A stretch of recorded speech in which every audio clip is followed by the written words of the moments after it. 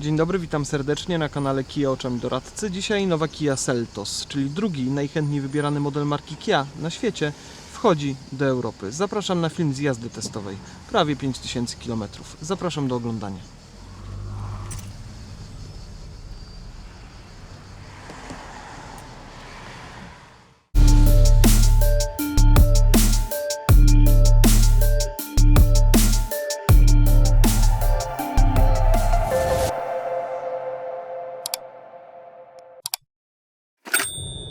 Kia Seltos, czyli SUV o długości 4 metrów i 43 cm, to 11 cm mniej niż Kia Sportage, z kolei 5 cm więcej niż Kia X-Ceed, ale za to ma największy rozstaw osi z całej tej trójki, 2,69, a to przekładać się będzie na dużą ilość miejsca w środku, spory bagażnik i naprawdę komfortową jazdę.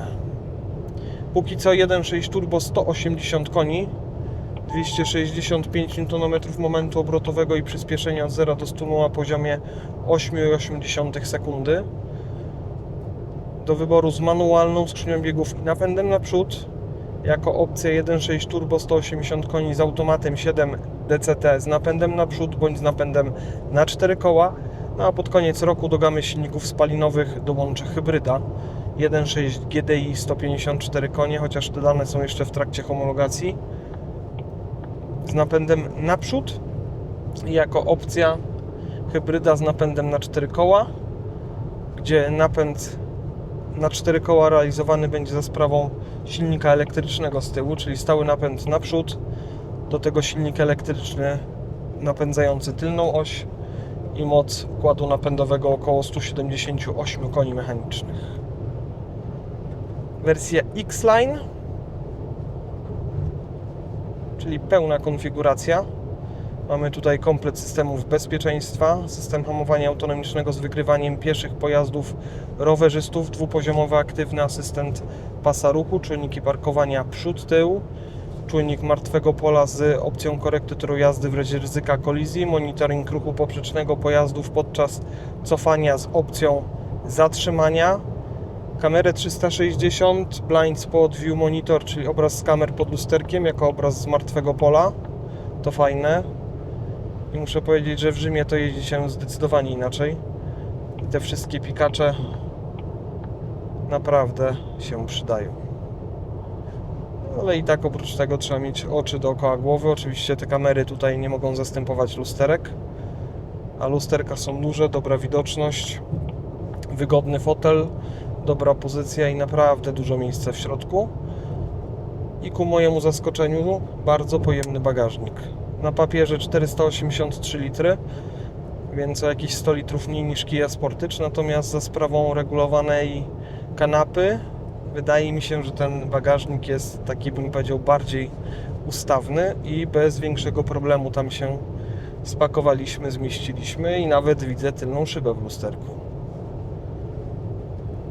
Ale to chyba przez to, że ten samochód jest po prostu bardziej kwadratowy. Wyżej jest pociągnięta linia dachu niż w Kii Sportage. Jak to Tymon mówi, to taki trochę samochód z Minecrafta, ale ma to swój urok. Fajna kierownica, dobrze w dłoniach leży, taka gruba, mięsista. Oczywiście podgrzewane fotele, chociaż o tej porze roku w Rzymie bardziej przydają się wentylowane fotele. Tutaj mamy pełną kontrolę nad tym. Pasażer ma również wentylowany fotel, podgrzewany fotel. Oba fotele elektrycznie regulowane. Fotele kierowcy z 2 pamięciami. Pamięć mamy tutaj. Na kierownicy aktywny tempomat z funkcją jazdy w korku, komputer pokładowy, drugi poziom asystenta pasa ruchu i multimedia. Selektor zmiany biegów w wersji X-Line i GT-Line tutaj przy kierownicy. Przez przekręcenie wybieramy bieg. Przez kliknięcie tego przycisku tutaj włączamy parking. A tryby jazdy tu na kierownicy na dole Drive Mode. Jeśli chodzi o tryby jazdy, do wyboru mamy Eco, tylko na autostradę, Normal i Sport. W sumie większość przejeździłem w trybie Normal, trochę na autostradzie w trybie Eco, bo Ten Eko, no muszę powiedzieć, że trochę przymula tą skrzynię. W Normal też ta skrzynia mogłaby być szybsza, natomiast mam wrażenie, że ta skrzynia zupełnie inaczej pracuje niż do tej pory DCT. Może nie jest tak szybka, ale jest zdecydowanie mniej szarpania, poszarpywania i innych dziwnych kocich ruchów. Zaraz będziemy pobierać bilet. Sobota, więc duży ruch na włoskich autostradach. Przed nami jakieś 1800 km do Warszawy. Na dzisiaj zaplanowaliśmy sobie trasę do miejscowości Grac. Tam nocleg i jutro druga część, więc dzisiaj przed nami jeszcze jakieś 900 km. No a jutro drugie 900 km.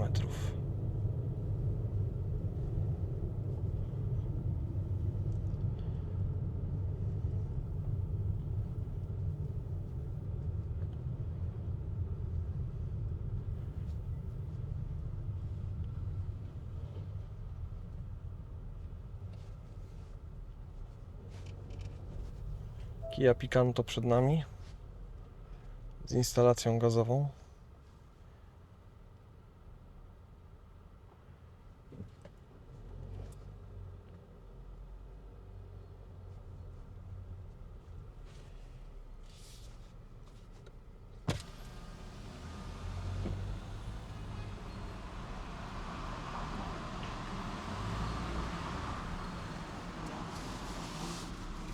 Bilet na nas czeka. Tu go sobie schowamy.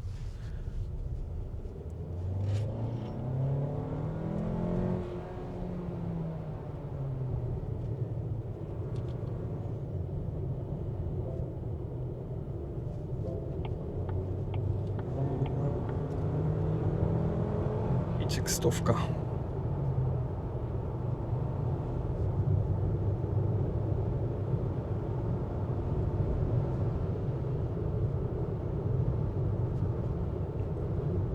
Przy kierownicy łopatki do manualnej zmiany biegów. W hybrydzie z pewnością te łopatki służyć będą do sterowania siłą rekuperacji w trybie Eco i pewnie w trybie Sport również do manualnej zmiany biegów. W benzynie automat to 7 DCT, czyli 7-biegowa dwusprzęgłowa skrzynia. W hybrydzie będzie 6 DCT, czyli 6-biegowa dwusprzęgłowa skrzynia. Czyli w zasadzie napęd, który znamy z Niro. Natomiast o zwiększonej mocy układu napędowego.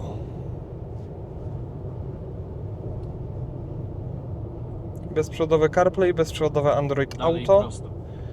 Oczywiście nawigacja Kia z dostępem do internetu, z usługami Kia Connect, z informacjami o natężeniu ruchu. Ale szczerze mówiąc, no mnie kupuje ta nawigacja, czy ta mapa satelitarna w Google Maps.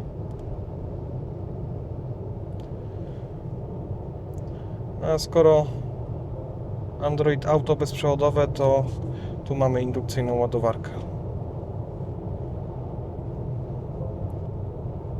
No i co najważniejsze, wiadomo, ekran dotykowy, natomiast zostało dużo fizycznych przycisków do obsługi multimediów, również są pstryczki do obsługi klimatyzacji. Tu oczywiście jest ten mniejszy wyświetlacz do klimatyzacji.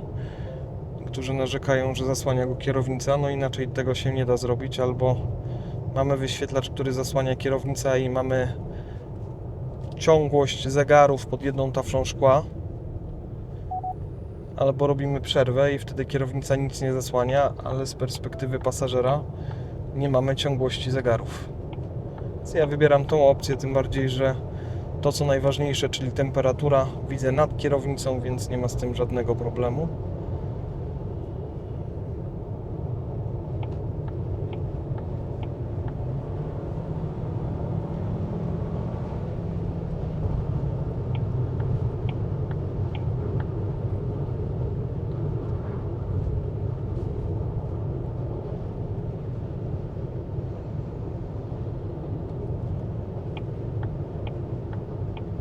Oczywiście rok modelowy 2027, czyli mamy kamerę, która patrzy, czy kierowca patrzy. Natomiast dobra informacja jest taka, że ta kamera umiejscowiona jest w nowym miejscu, na lusterku tutaj. No i poza tym, że ta kamera obserwuje również pasażera i informuje, że siedzi niebezpiecznie, w niebezpiecznej pozycji, bo nie siedzi prosto, albo się przekręci do tyłu, albo sobie nogę podniesie. I zaraz tutaj na zegarach wyświetla, zaraz zademonstrujemy. Chociaż nie wiem, czy to zobaczę. Tak, podnieś sobie nogę do góry.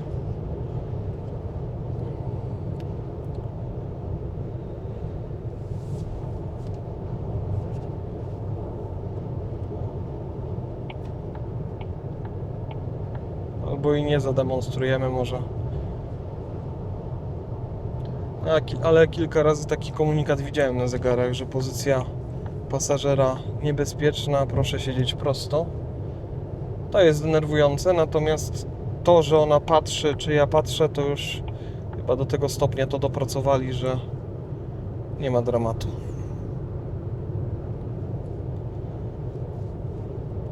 Więc to jest zdecydowanie lepsze miejsce niż to tutaj na kierownicy, jak było w 9, 4 i w trójce.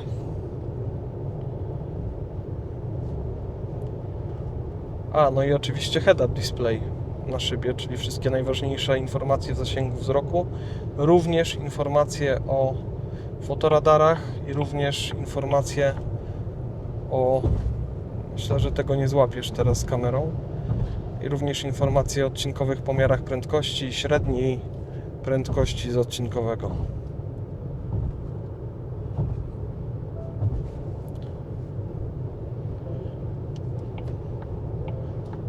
Zawieszenie dość sztywne, ale to zdecydowanie dobra informacja, bo samochód jednak jest dość wysoki, jest SUV-em, zwiększony prześwit. I fajnie jeździ. Wersja z napędem naprzód, czyli to, czym jedziemy w tej chwili, ma belkę z przodu, znaczy belkę z tyłu. Wersja AWD będzie miała wielowahaczowe zawieszenie.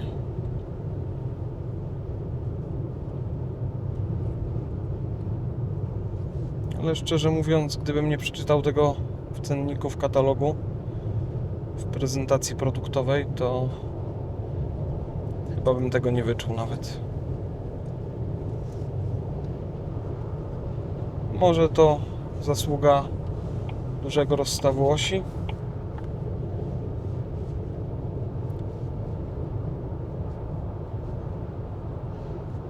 No jest cicho.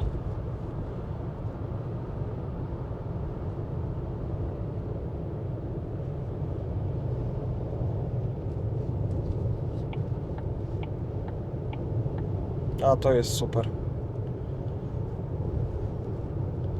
Z łopatek nie korzystałem, w każdym razie jeżeli ktoś chciałby sobie zredukować bieg, można to zrobić normalnie w trakcie jazdy. Ja takiej potrzeby nie odczuwam. Ale obraz z kamer pod lusterkiem jako obraz z martwego pola ekstra.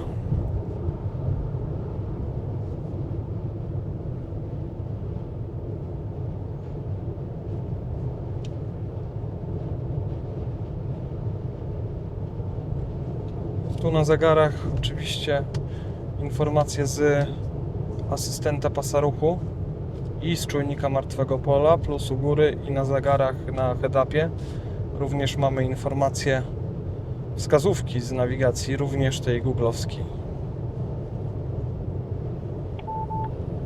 To piknięcie to była informacja o tym, że samochód znajduje się w martwym polu.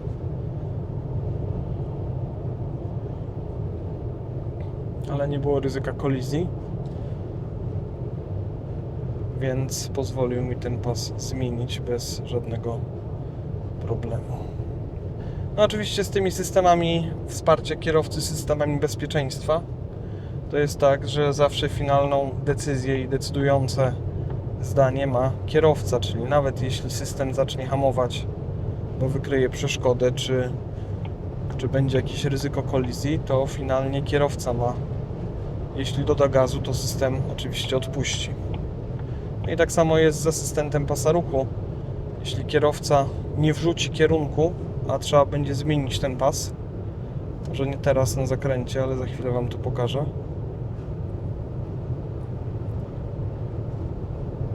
Więc jeśli kierowca uzna, że ten pas trzeba zmienić bez kierunku, to proszę bardzo, bo jedno piknięcie, informacja o tym, że najechaliśmy na pas i ten pas zmieniamy. Oczywiście ten ruch musi być pewny, nie mylić z gwałtownym, a kierunek oczywiście rozłącza asystenta pasa.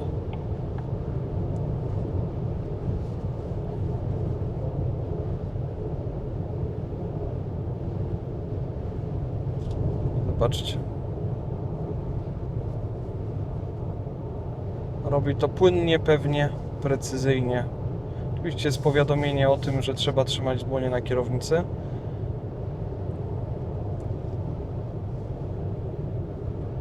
Bo nie jest to system autonomicznej jazdy, to jest tylko system wsparcia kierowcy, ale system wsparcia kierowcy, który naprawdę działa.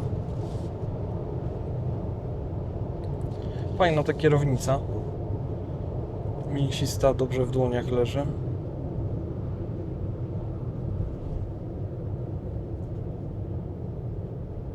I to też fajne tutaj na zegarach, czyli mamy powiadomienie o zbliżającym się ograniczeniu i on nam odlicza, ile zostało, chociaż tutaj był fake jakiś, bo niby 40 była, ale już się z tego wycofał.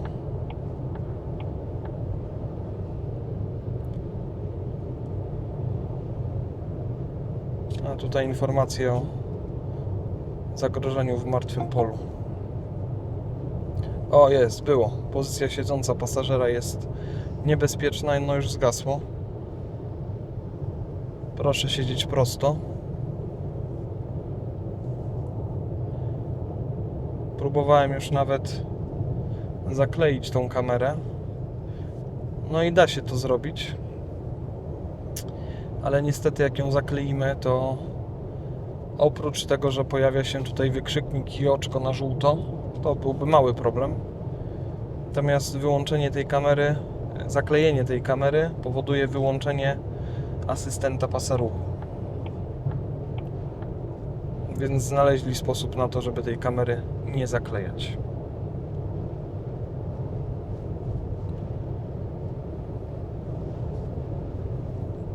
No i mam też wrażenie, że ogarnęli w końcu inteligentny ogranicznik prędkości. Bo w sumie to pikanie jest takie, o, jest pozycja siedząca pasażera jest niebezpieczna, proszę siedzieć prosto. Wracając do inteligentnego ogranicznika prędkości, to pikanie jest mniej absorbujące, działa lepiej, no ale nadal jakby ktoś chciał go wyłączyć, to przez przytrzymanie tego przycisku tutaj na kierownicy wyciszenia można tego asystenta wyłączyć. Znaczy dźwięk ostrzeżenia o ograniczeniu prędkości jest wyłączony. Chociaż ja wolę z tym jeździć. Motywuję do tego, żeby zwracać uwagę na ograniczenia.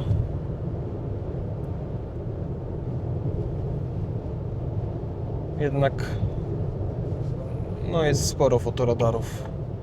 Tutaj fotoradarów w Polsce, odcinkowych pomiarów prędkości, jak grzyby po deszczu.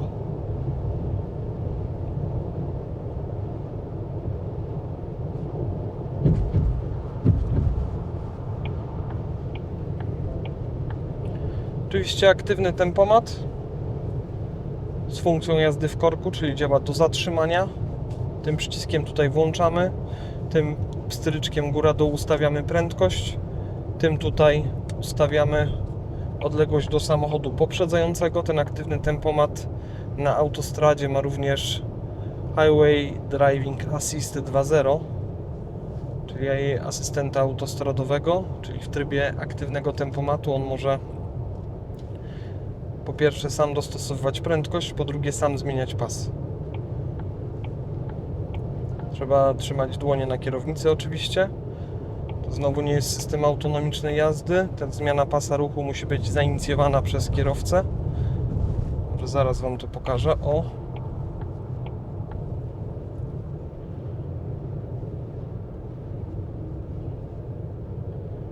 Chyba jeszcze nie teraz, ale zaraz tutaj znajdziemy. Tu jakaś 60 jest. Ale nikt tutaj się tym nie przejmuje specjalnie.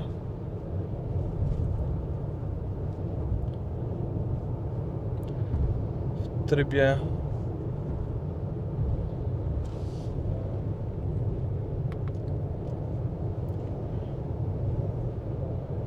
trybie tempomatu on nam tutaj fajnie na zegarach pokazuje samochody w pobliżu. No i w trybie tempomatu również te samochody fajnie widoczne są w head-upie. O, teraz mamy zmianę pasa.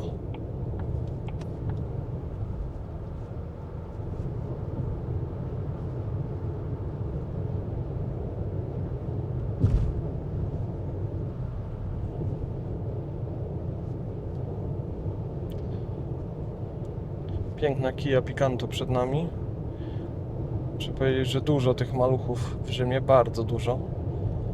Więc miałem takie wrażenie, że ten nasz Seltos to największy samochód, albo jeden z większych.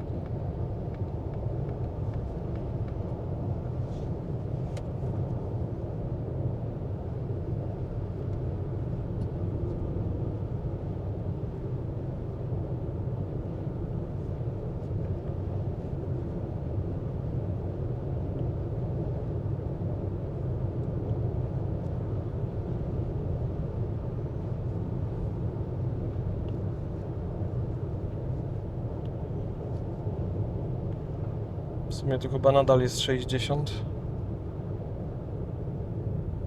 Ale mam wrażenie, że jakbym jechał 60, to stwarzałbym zagrożenie na drodze. Jeśli chodzi o statystyki spalania, to z trasy aktualnie większość autostrada spalanie 7,3, od tankowania 7,5 i od wyjazdu z Warszawy prawie 2500 km 7,6. Bardzo w porządku. Uważam, że jak na napęd czysto spalinowy, na benzynę bez żadnych elektrycznych udziwnień, to bardzo w porządku.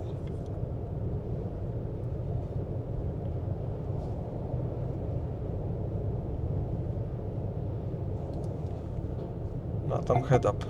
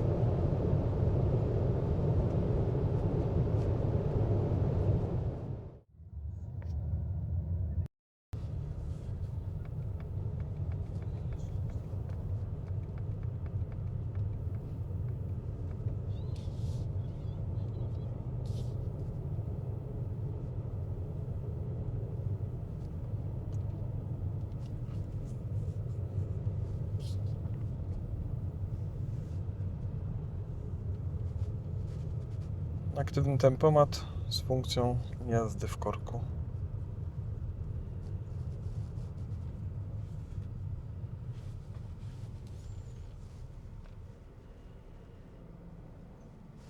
A że jesteśmy na autostradzie, to również Highway Driving Assist.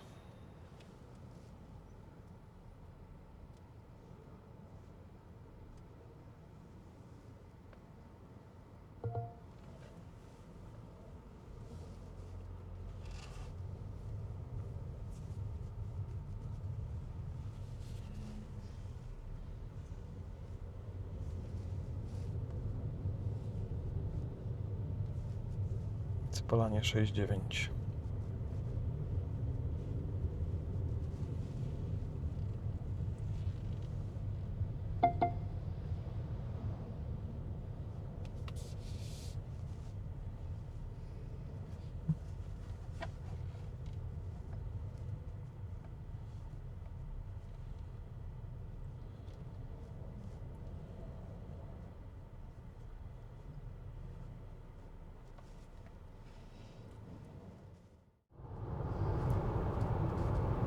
Były prośby, żeby sprawdzić, jakie obroty będą przy konkretnych prędkościach. Proszę bardzo. 110 km na godzinę, jakieś 2100 obrotów na 7 biegu. Prace drogowe są 120, jakieś 2250-2300 obrotów.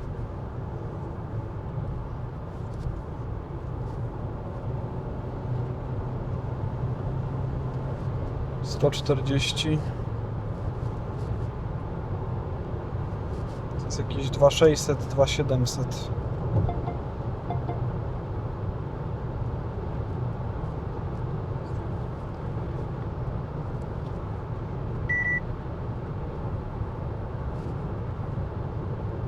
Sto 2,5 tysiąca obrotów na 7 biegu. Każde dodanie gazu to redukcja. No, muszę powiedzieć, że naprawdę ładnie te biegi zmienia.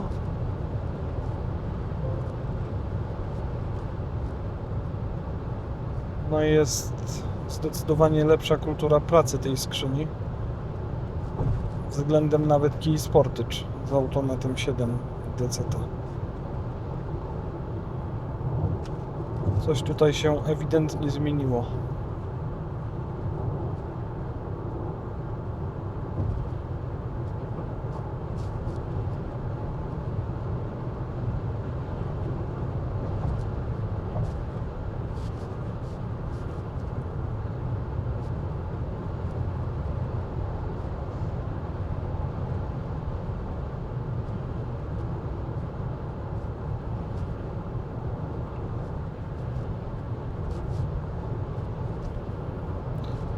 No i systemy wsparcia kierowcy, które naprawdę działają.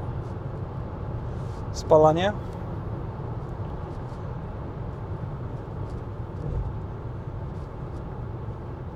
Osiem jeden z bieżącej trasy.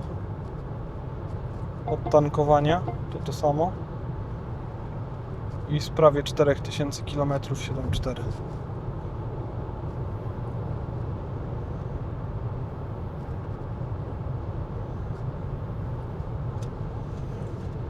No, zostało nam 308 km na dzisiaj.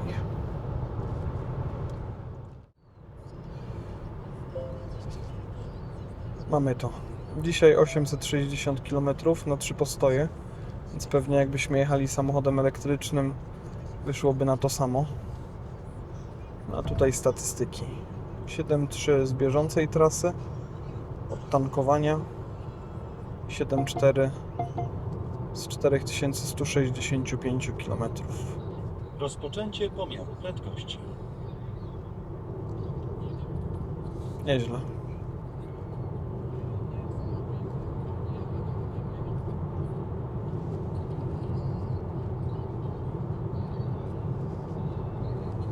Dziękuję. Do następnego. Trzymajcie się. Mamy to. 7,4 z 4523 km po Europie. Tyle dokładnie wyszło. Głównie autostrady i zapakowany samochód. Biorąc pod uwagę, że jest to jednak dość duży kwadratowy SUV i napęd czysto spalinowy, to uważam, że to wynik naprawdę dobry. A tutaj statystyki z ostatniego odcinka. Fajny samochód. Krótszy niż Sportage, ale wcale nie mniejszy. Dużo miejsca w środku. Spory, bardzo ustawny bagażnik. No i sporo bajerów. Head-up, cyfrowe zegary, obraz z kamer pod lusterkiem jako obraz z martwego pola. Systemy wsparcia kierowcy, które naprawdę działają.